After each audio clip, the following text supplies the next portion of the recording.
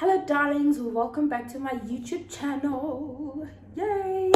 Thank you so much to everyone who has subscribed. If you haven't, and if you are new here, you are welcome, and please do the most and subscribe. Right guys, in today's video we are doing a story time.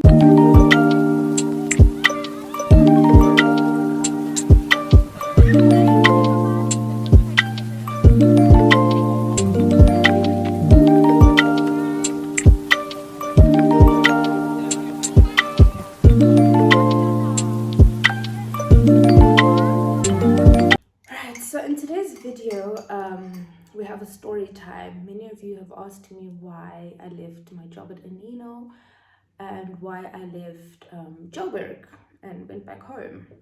So today I'm going to tell you about that. It might be a bit messy and all over the place, but please bear with me. I'm going to try my best to keep it. I don't know. So guys, I had Induita, right? I was seeing this man. I had been seeing him for about a year by the time I moved back. Yeah, I moved back in September, the end of September. Yes. Fine. So during that September month, August, September, we had been talking a lot about me moving back home, and I think I was homesick, so I was always complaining about how I miss Middelburg, I want to be in Middelburg, I want to be closer to home, blah blah blah. And so I guess he heard all of that, like, you know, he was listening to my concerns. Very sweet. Anyway, fine, time goes. It sells me dreams. One Jason does my future. It sells me dreams, and I am sold, honey. I'm like, yes. Alright, fine. Come, I think towards the end of August, no, before the end of August, he tells me that he has found me a job. He's well connected, right? He tells me that he has found me a job. He has found me a job. Everything is sorted. I just need to have an interview for formalities, yeah. And I was like, oh my god, do you really love me that much? You know, I was excited, guys. I was so happy. Like, I think it was the first thing I told Bonolo that morning. Like, you know, so and so says 1, 2, 3. You know, and I was happy. I was excited. Hi, fine. A few days pass. I have my interview. Everything is fine. Whatever. I ask. I double check. Should I put in my notice at work at Anino? You know, a 1 month notice. And it's like, yeah, you can definitely submit your notice. I was like, okay. There I am typing my email. Sent it to my boss. Sent it to my boss with a smile on my face, guys. I was just like, what a dream come true. Alright, fine.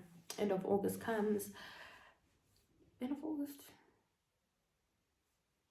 Oh yes, that's when I submitted my notice. Okay, the month goes by. End of September, I pack my bags and I leave. I'm excited. I'm going back to Middelburg. I'm gonna be closer to home. I'm gonna be closer to Indoeda. You know, like everything seemed to be working out perfectly. Guys, I even thanked God. I even thanked God. I was like, you know what, God, thanks, bro. Thank you. Like, you heard me. Yeah, God has a surprise in store for me. A surprise, I tell you. Alright, fine. What's the month? October. Beginning of October. October, everything is going well. We're looking for a place for me to stay. You know, I'm looking for apartments, guys. I even went and viewed some places. It took a while because I wasn't finding anything that I'm happy with. I think I was comparing the places to the standard of the apartment I lived at in Bryanston and Middelburg and Witbank. You can't really compare. Fine. Apartment searching, we show each other, you know, right? Somewhere along the line we went away. Mid-October, we went away for like a few days. I think it was 3-4 days or so. Yeah, we went away for like 3 days. Oh my gosh, God bless my parents. And it was nice, getting to spend time with your person. You haven't seen him properly in a while. Nje, we go right. Fine, we come back from that trip on a Thursday. Let's say it was a Thursday. We come back from the trip, and the day after that, he calls me. No, that same day, in the evening, he calls me, and we just have a long conversation, man. A long conversation, nice conversation. So he tells me he's going away for a weekend, for a week. And I was like, oh, okay, no problem. All right, fine. And then he says I should carry on searching. We need to secure a place ASAP. And I'm like, okay, cool. So the next morning, I send him places that I'm happy with. I think it was 2 places that I'm happy with and whatnot. And he didn't reply. Like, he just missed. And I can't even tell if he's seen my message because he has those gray ticks, guys. I should have seen the emailing us. Alright, fine. I also keep quiet. I think he'll get back to me later, or he did say he's going away. Maybe he's busy. Hi, guys. That one day becomes 2 days, and now I'm just like,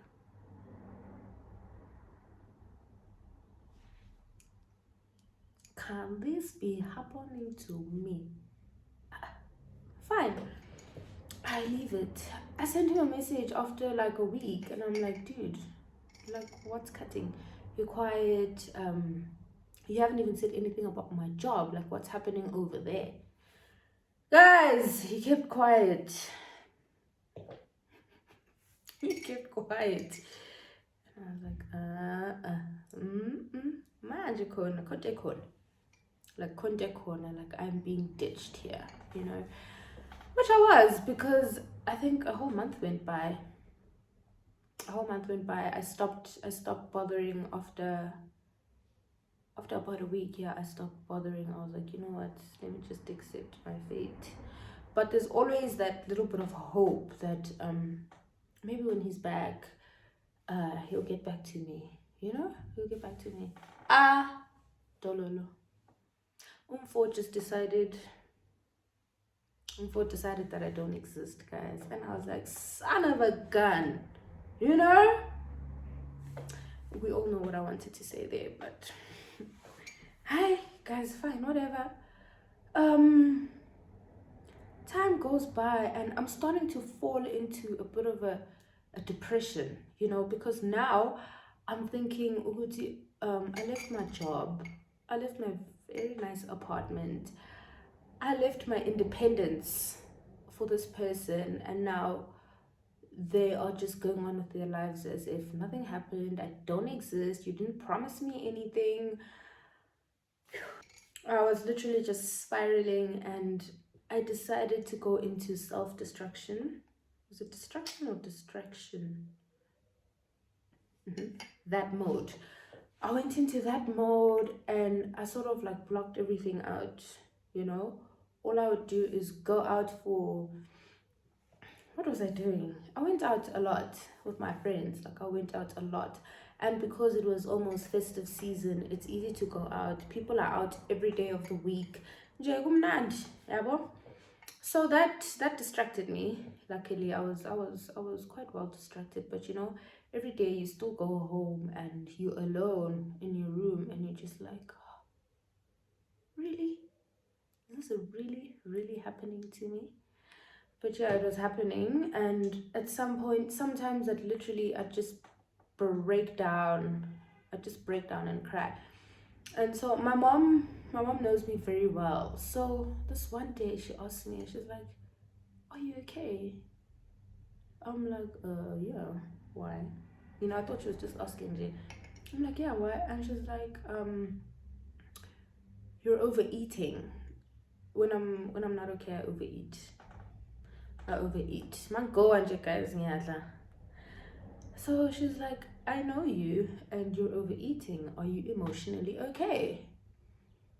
And I was like, yeah, I'm okay. And then I just I walked away after that and I went to my room.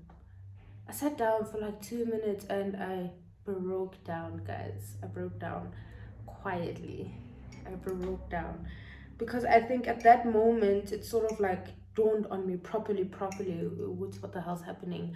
What am I gonna say to my dad, my mom, my grandparents know that I'm here for a job, guys, everyone, you know? It's easy to tell friends about this, but how do you tell your parents? Ibo. Hi, fine.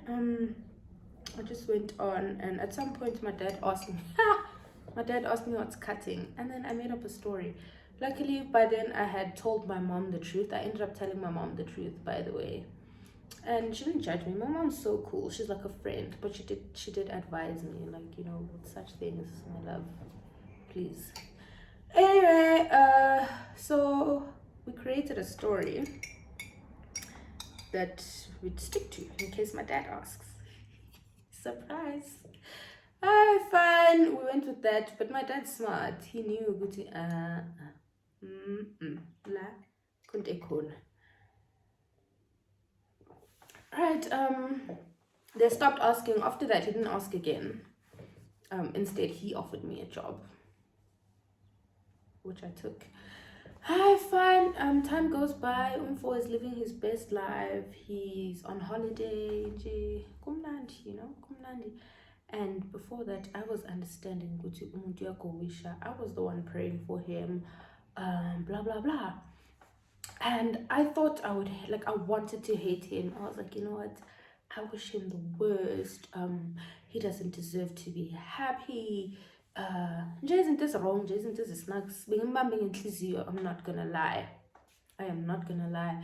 But after a while, I just sat down with myself and I was like, girl, that ain't you. That is not you.